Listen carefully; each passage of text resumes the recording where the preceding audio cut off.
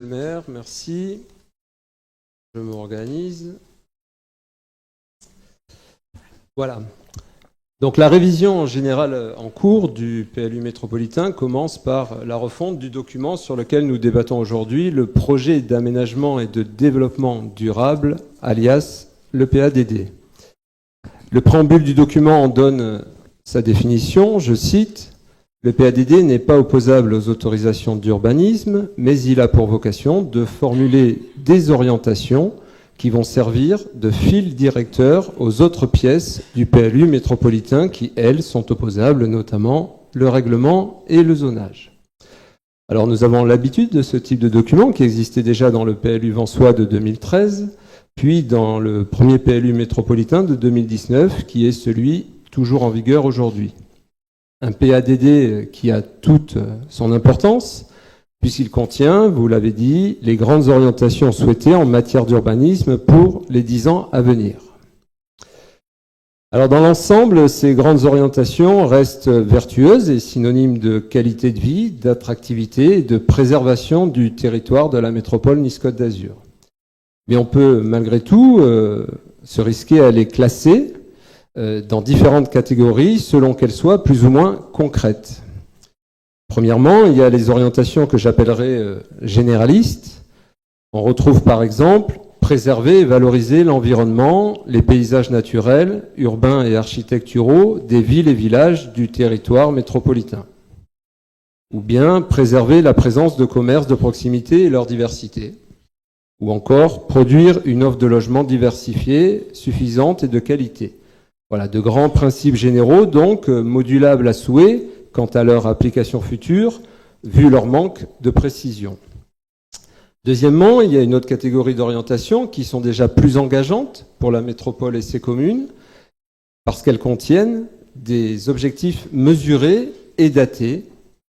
Par exemple, réduire de 15% la production de déchets ménagers à l'horizon 2030 par rapport à 2010.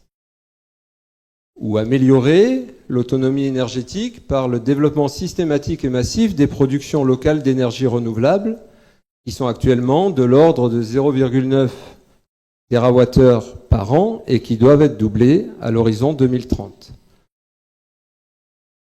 Ou enfin, poursuivre la décarbonation de la flotte totale des bus urbains, 512 bus, d'ici fin 2025. Voilà. Pour ces orientations, on sait un peu plus précisément où l'on veut aller à l'échelle de la métropole. Troisièmement, il y a la grande nouveauté de ce PADD qui concerne l'application de la loi ZAN, la loi zéro artificialisation nette. Les objectifs de la loi sont connus et sont rappelés dans le document, je cite, « s'inscrire dans une dynamique conduisant à réduire la consommation foncière constatée sur la période 2011-2021, de 50% à l'échelle du territoire métropolitain sur la période 2021-2031 et au-delà de 2031, tendre vers le zéro artificialisation nette et l'atteindre pour 2050. Alors, la question naturelle qui en découle est: qu'en est-il pour Vence? Vous me confirmerez, mais sur la période de référence, 2011-2021, la consommation foncière sur Vence a été de 24 hectares. On aurait donc un droit théorique maximum de 12 hectares, artificialisables dans la décennie 2021-2031. Et semble-t-il, ce chiffre serait ramené à 9 hectares. Peut-être que, monsieur le maire ou monsieur l'adjoint à l'urbanisme, vous pourrez nous en dire plus à ce sujet. Quatrièmement, au-delà des grands principes et des grandes orientations, qui restent de grandes généralités, l'intérêt du PADD est surtout d'y faire inscrire en dur des réalisations pour sa ville. Et on voit bien que certains maires ont réussi à faire inscrire noir sur blanc dans ce PADD des projets d'avenir pour leur commune. Des maires qui ont une vision pour leur ville. Prenons des exemples. Accompagner le développement des équipements culturels avec notamment la réalisation d'une salle culturelle sur la commune de la Trinité, d'un pôle associatif culturel et sportif à Saint-Janet et d'une salle polyvalente à Colomar. Et une salle de spectacle à Vence alors. Pourquoi n'avez-vous rien fait inscrire dans ce PADD, monsieur le maire? Autre exemple, accompagner les projets d'équipements sportifs avec notamment des gymnases projetés sur la commune de Cannes-sur-Mer et à Nice-Est. Ne manque-t-il pas un nouveau gymnase sur Vence pour répondre aux besoins de toutes les associations?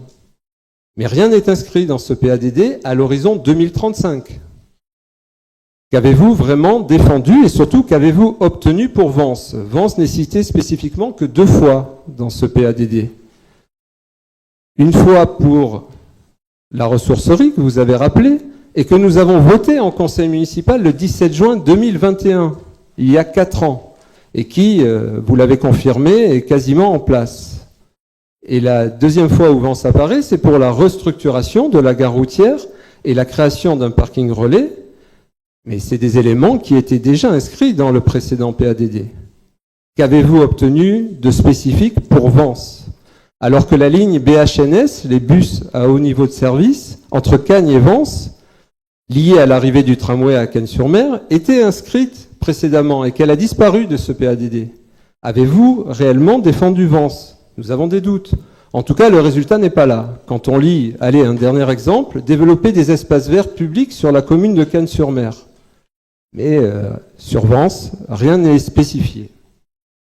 Alors, dernier point, et pas des moindres, qui est traité par le PADD, les hypothèses de développement démographique.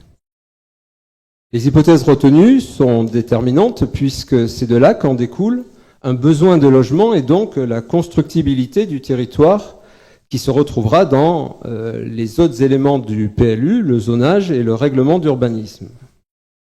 L'hypothèse retenue dans ce document est une évolution de population de 0,3% par an. Il est précisé dans le document que cette évolution de population est basée essentiellement sur un solde migratoire positif, dû à l'attractivité de notre territoire, et que le solde naturel, naissance-décès, est quasiment à l'équilibre.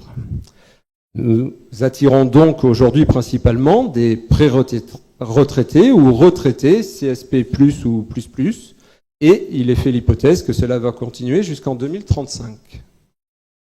Alors pour répondre à cette évolution de population, il en résulte un besoin de 16 274 logements à produire à l'horizon 2035.